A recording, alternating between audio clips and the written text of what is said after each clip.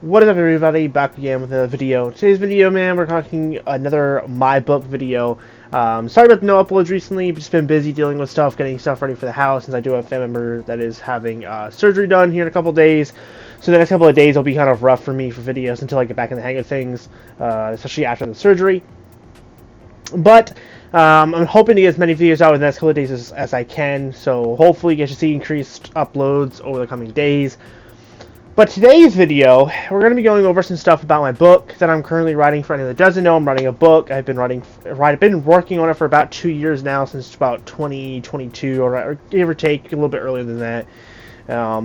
It is called War for the World Survival. Just kind of a recap. It's a kind of military-focused book, kind of going into sci-fi combat here on Earth in the near future, 2040s into the 2100s and 2200s. And it's really just about the human mind during warfare, and how the civilization changes so rapidly during warfare. So that's kind of the basic premonition of the book. I have a whole series. Obviously, if you're watching this video, I have a bunch of other videos on this book already, and I have obviously teasers on my social medias as well. But today's video is a little different. And so we're actually jumping farther ahead in the storyline than the actual current book is situated in. And so the last couple of episodes that I've done have been focused on either main characters that have been developed, or it's focused on certain battles, etc., or certain chapters. Today we're going to be going over a future chapters, about 3 or 4 chapters that are coming up here in the near future. So this is going to be quite a long video, so I hope you guys are ready for it. If I sound a little weird, by the way, it's just I've had some issues with my mouth, by the way, so if I sound weird, that's all it is. So bear with me. But this is going to be a pretty interesting video. If you guys are excited for it, let me know down below. Leave a like, subscribe, all that good stuff. Without further ado, though, let's get into it. So, by the time the 2100s came around, the EDF and the United States were both kind of on a peaceful, semi-peaceful era. Most of the exil have been mostly defeated, or that are on the planet, and it's been kind of just small battles in like London, a little bit in Europe, a little bit on the western coast of the United States, closer towards like Mexico area. And there's been battles kind of spread throughout the other continents as well, like Canada and the Asian side of Europe. But the exil were kind of planning something. They were planning the largest scaled invasion they would actually end up fulfilling since the initial assault they had back in 2040. And so they were planning something pretty massive this time around. And this would become one of the bloodiest periods in this war's entire period, right? The entire period. Over 1 billion infantrymen and the United States military, EDF military, would be dead by the end of the 2100s. This invasion would last over 100 years. We're talking entire generation periods. This whole invasion would last. It was massive. It's estimated between 40 to 50 billion exil infantry were landed on Earth during this period, and it is a miracle by the end of this 100-year span that the exil were able to be defeated and pushed off and kind of bring another era of peace. And this is something you'll see in the book quite often, right? Is these eras of high volume contact, and then they'll pull off, and then you have a era of peace for a couple of years or a couple months or whatever, and then you have another kind of push again. And this is just because of the way of traveling when it comes to space travel, right? These exil, they're not always on top of each other when they're coming. They're usually delayed, or they're in waves. So that is something you'll take notice as we go through.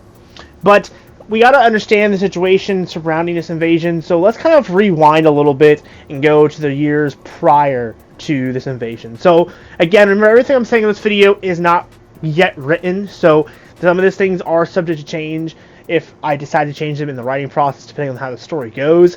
Because we're not quite here yet in the actual book, quite at the moment anyway, but I'm hoping within the next few months I'll be up to this point. But anyway, by the end of 2090, the 4th invasion of exil, so this is the 4th time they've invaded Earth. This would be the 4th time they would fail, over around 10 invasions total. So they have already been kind of pissed off at the fact that they've been taking this long to kind of hit heavy blows onto the EDF. The EDF have been really, really good the last about 20 years with dealing with the Exil. And so by the end of the 2090s, the Exil High Command is kind of just pissed off, really. They're kind of fed up with the way the command structure's been handling the situation on Earth. And so they send a High Admiral from the main Exil fleet, and he would arrive in late June of 2099. And this invasion that he was organizing was going to be the largest scale invasion the Earth forces have seen so far. They had a couple big units that were going to be coming in. The biggest one we're going to talk about here is the 77th Scorpion Division. Now, the Scorpion Division were feared among other Exil units, as they were known as the ones that didn't take hostages, and they would murder everything and anything in their path. Literally everything. They have been rumored to wipe out whole planets of species. Animals, whatever humanoid creatures are there, all of it. They would just wipe it out as if they were a disease almost. And so these are kind of like the most brutal units. And this invasion was predominantly all of these strong, almost devilish units. And so they had about 1 billion of them total throughout the entire Exil forces. And so these Scorpions, as they become known as, kind of began pushing through different types of locations on Earth, kind of getting key locations right off the bat. They would show you places in London, places like Paris, bigger places in Mexico, South America like Brazil. Australia had some of these Scorpions stationed, and what they were doing is basically getting strongholds, strong locations that they could kind of regroup if they needed to. And they had one specific target on the American continent, or the United States, that they wanted. And this one place was called Seattle. Yes, Seattle, Washington State. If you're those that don't know, Seattle is one of the biggest cities in Washington State. It's also on the coast, making it a very viable location for the Exil, which oftentimes requires a lot of water, right? They're a very water-dominant species. They need a lot of water to operate machinery, for their troops, etc. It's kind of why they're on Earth in the first place, so it's kind of a vital location to control. And so because of this, they launched a full-scale invasion into Seattle in 2105, so 2105. Seattle's a bloodbath, to put it lightly. 215,000 U.S. Marines from the 5th Marine Division were stationed in Seattle at the time. They were basically just got done fighting a huge, massive battle down in Mexico. They were just pulled out of Mexico and flown all the way up to the top of the country to Seattle to just kind of recuperate. And at the time of the battle, there was around about 299,000 civilians within Seattle. The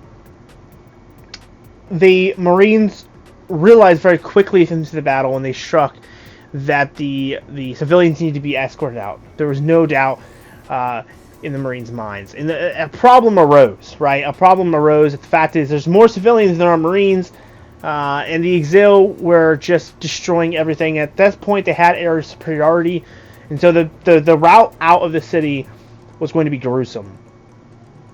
Along the 20-day conquest that you could call this battle, the Marines were able to get every single civilian that was currently alive within the city out of the city. There's only about a couple thousand civilians injured and killed within the combat, and the Marines were classified as heroes amongst the rest of the country. But unfortunately, by the end of the battle, all 200 and some thousand Marines were dead. Not a single Marine is reported to have made it out of the city.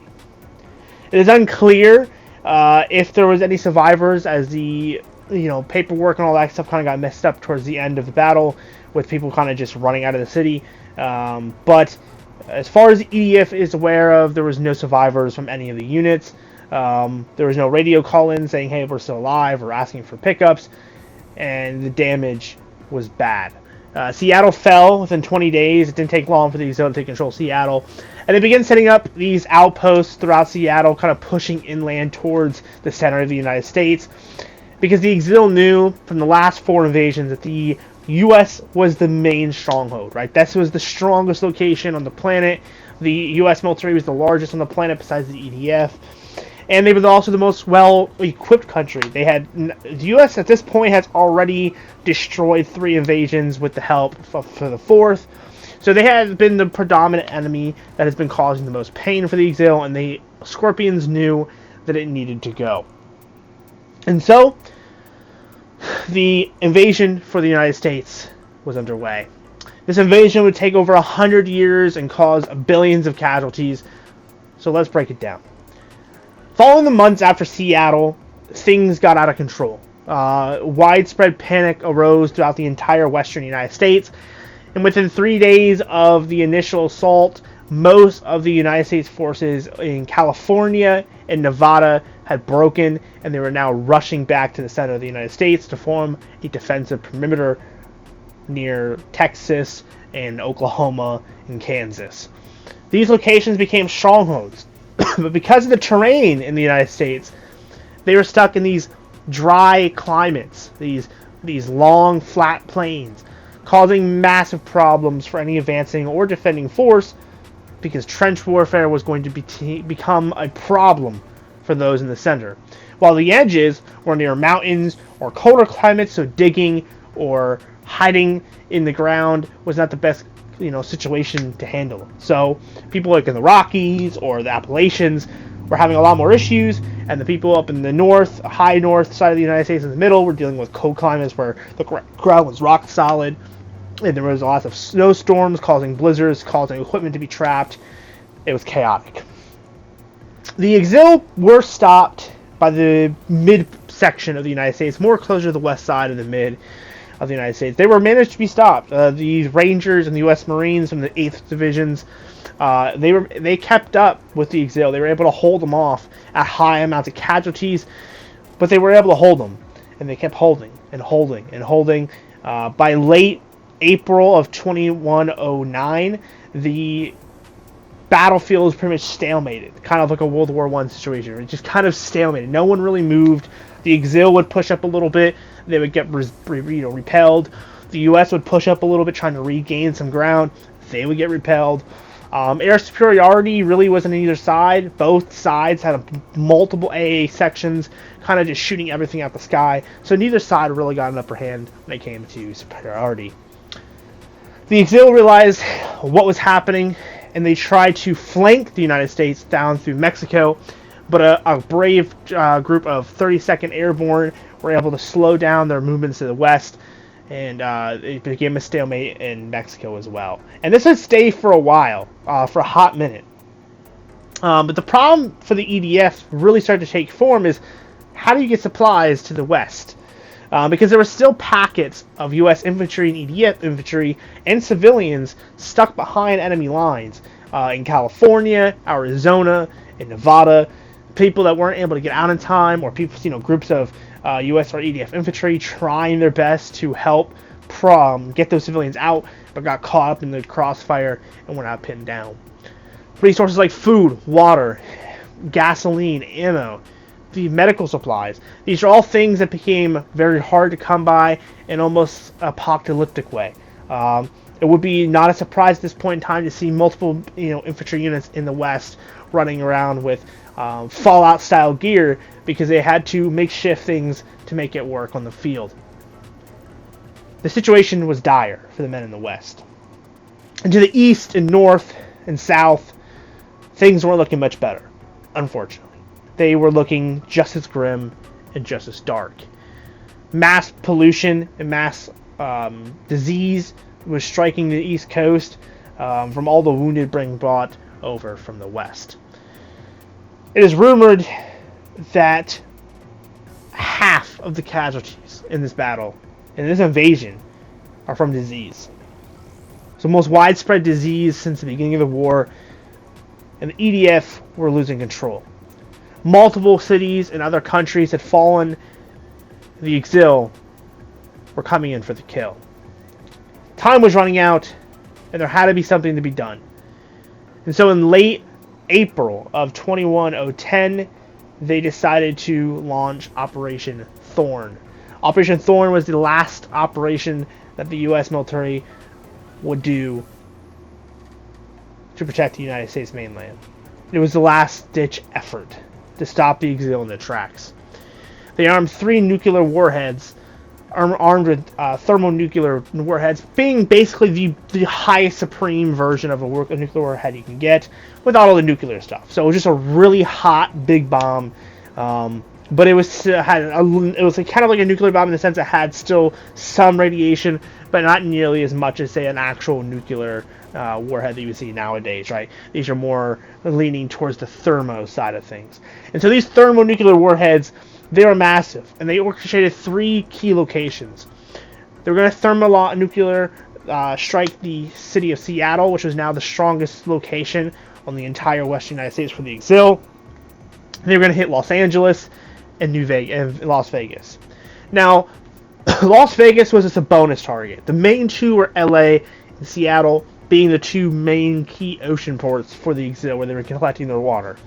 The reason for Las Vegas was there was a belief that there was a hidden stash of AA guns, anti-personnel machine guns, and other things that the exil were using to defend their lines. For some reason, they were stashing stuff here, and so the exil knew this, right? They knew that they had all this shit here, but for some reason decided just to say fuck it and let it there.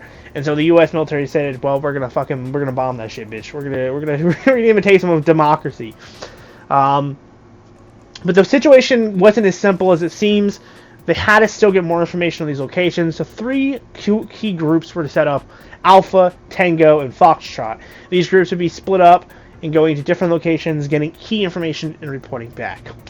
So at a random hour on a random Saturday in 21:11, Foxtrot and the rest of the Alpha units were sent out to reconnaissance and try to figure out where exactly these thermonuclear warheads needed to land. These type of situations are always the worst. You're talking about a 20-man unit being sent out in 2 top secret helicopters, landed behind enemy lines, and told, you need to be able to figure this shit out because we cannot help you if you can't figure this shit out.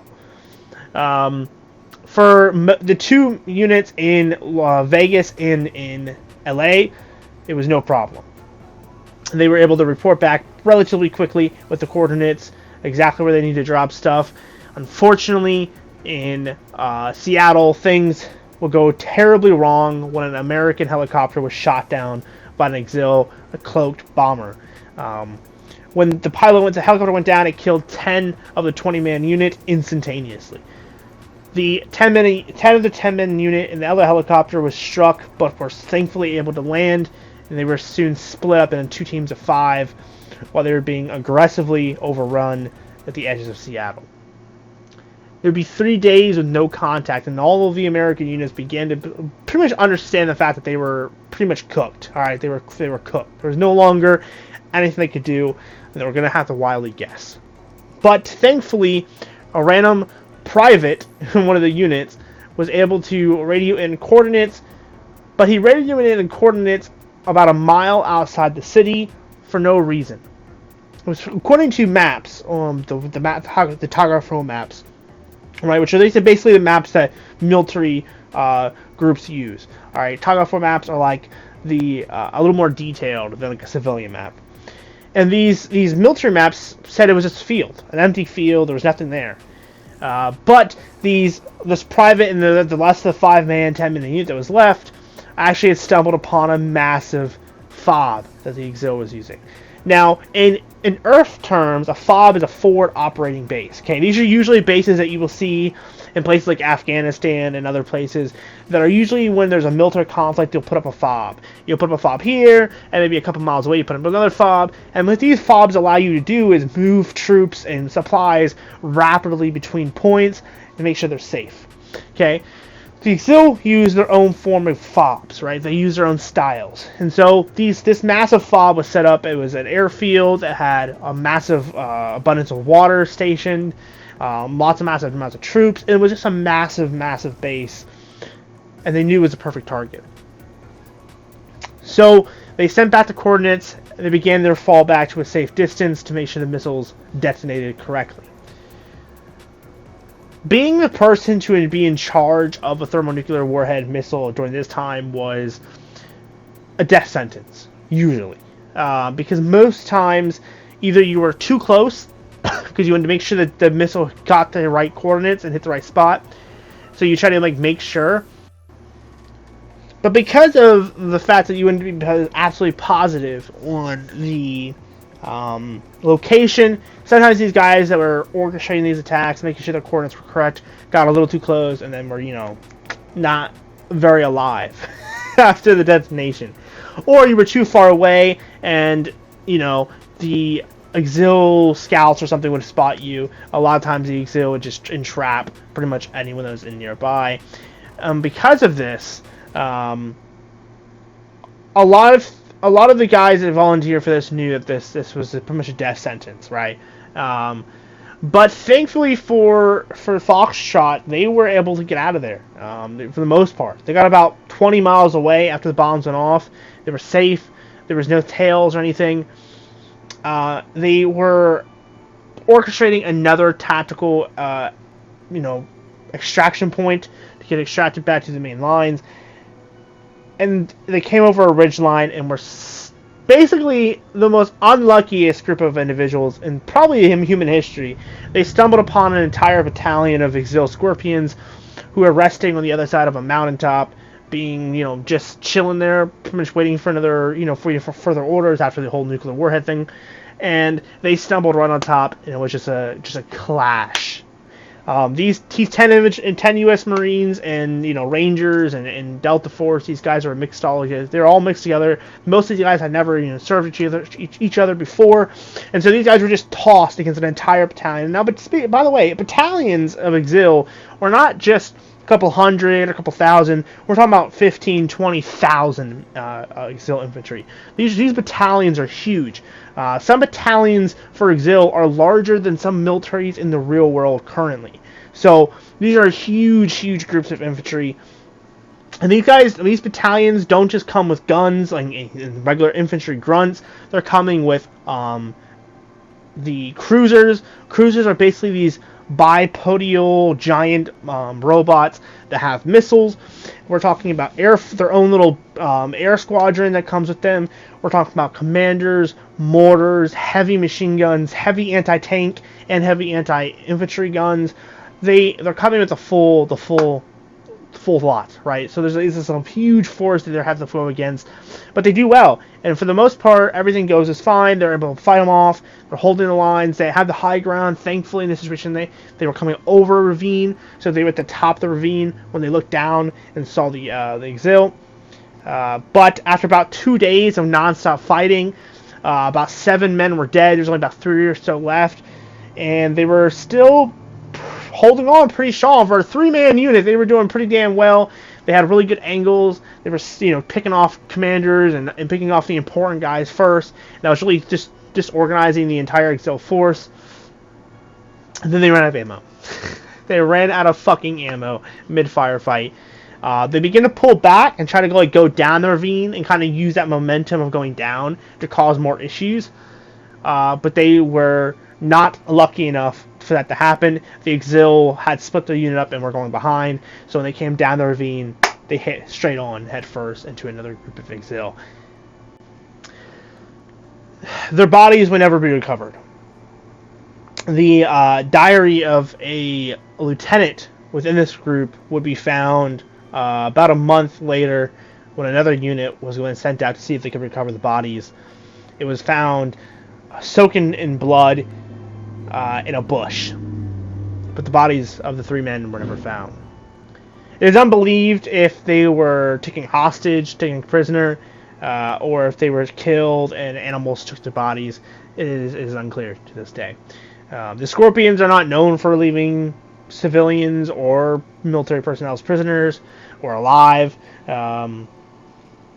but it makes people feel better to think that they could be still alive in some exil prison somewhere. As for the rest of the United States, these 3 massive nuclear warhead strikes they put a damper on the Exil's defense, and America was actually able to push back again and regain a lot of that central United States ground. Fortunately, most of those cities, those 3 cities that were hit, were probably going to be unlivable for a while. Thermonuclear warheads, they don't have that insane amount of radiation aftermath, but the amount of debris from the explosion is so massive that it would take probably years to clean it up. So Seattle, in the outskirts of Seattle, and Los Angeles, and then as well as Vegas, were pretty much all not looking too good. So the Exil are still kind of fighting towards California, Nevada. They're holding strong down there to that edge, the bottom half of the United States. So Washington State kind of begins to come back under U.S. control, and so the 197th Ranger Battalion is moved into Seattle to kind of regain control. And the Battle of Seattle Part 2 becomes... But the Second Battle of Seattle becomes even more horrific for the soldiers on the ground than probably the first one. This time they're pushing through streets with piles of dead children, women, and their fellow soldiers just piled along the side of the street. The Exil have no remorse at all towards the humans in general. They're... In human history, people have treated other people like trash. We've seen this throughout history, either be the British to the Scottish, the British to the Irish, the entire white race towards the black race, the Egyptians to their slaves, the Romans to theirs, etc., etc., etc. We've always seen this in human history, but this was different. The Exil don't treat them like slaves or like second-class citizens or even trash. They treat them as a gnat. Like, think about it. When you have a gnat in your house, right? What do? You don't try to think about how it's feeling. You just say, kill it and get it over with. We don't need it. That's how the Exil treats humans. They're just gnats, and they just want them away, right? They're just annoying little pests. And so they have no ounce of remorse or guiltiness. And so these Rangers going into Seattle, they're pushing down streets, fighting, and as they're fighting, they're looking to the left and to the right of them and seeing just rows of dead, just laid across the road so that the Exil could move up and down the streets without stepping on bodies. And the reason for fighting becomes ever so more clear in this battle. And it is believed to be the initial reason why the Rangers fought so valiantly and so hard and were able to take Seattle in nearly half the time it took to lose Seattle. But no stories always have a perfect ending. After the retaking of Seattle, the Rangers lost about 60,000 troops. The Exil were pushed off the coast, where they sunk 3 United States carriers that was holding over 6,000 injured civilians that were still in the city, somehow surviving throughout the war. As the Rangers progressed, they were taking these wounded civilians and wounded infantry and putting them on the carriers. The carriers were then going to basically go offshore and assist the injured and take them back to a safer location. The Exil sunk all 3 carriers, killing around 7,000 personnel. About 6,000 wounded infantry and civilians, and around 1,000 Navy personnel. The entire fight in the West was one of constant fear, is the best way to describe it. The whole fight was unstable. The whole battlefield was unstable. There's battles that took place along the entire Midwest of the United States. So places like Yellowstone had battles. The plains in Kansas. And so for a lot of these central United States civilians, people that were in like Oklahoma, Utah, etc., they actually haven't seen all that much combat through this entire war since 2040, because most of the battles have been in the East Coast, South, or the West, or on other continents, and so the battles never really reached the center of the United States as physically anyway. And so for a lot of these individuals that were living there, these farmers that were basically, trying to farm and keep the United States population fed during this war, they got to see the carnage firsthand. It is believed within that first 15 years that these battles took place, nearly 1 billion were killed.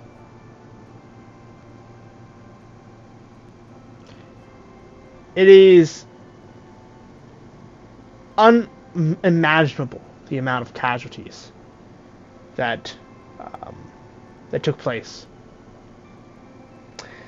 Shortly after retaking Seattle, the exil would make another push to the west, and the battle for the United States would continue. This would go on, like I said, for about 100 years, and this invasion would be pushed back, push forward, push back, push forward, not just in the United States, but all across the globe.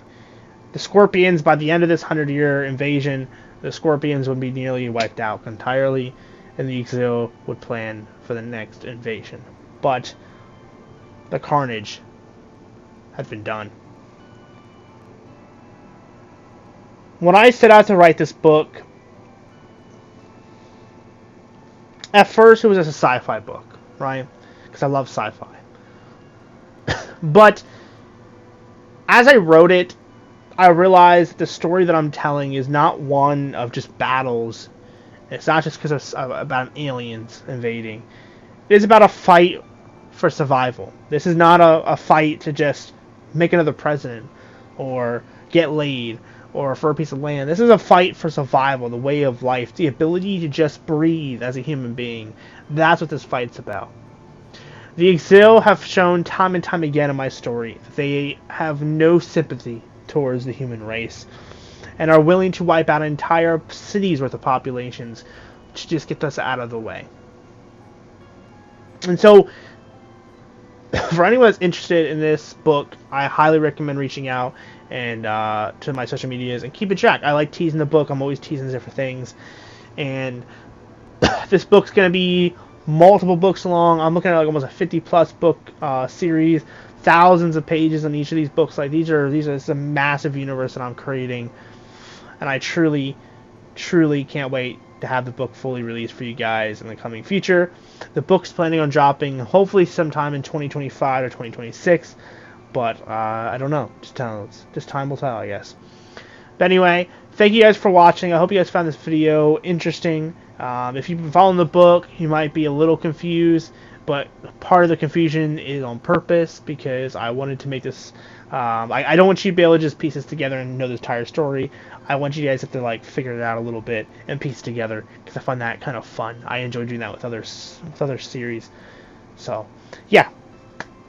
Anyway, guys, I love you guys. You guys are awesome, and remember, freedom isn't free. Gotta fight for it. With that being said, I love you guys. You're one of a kind. And I'll see you guys in the next episode. Peace.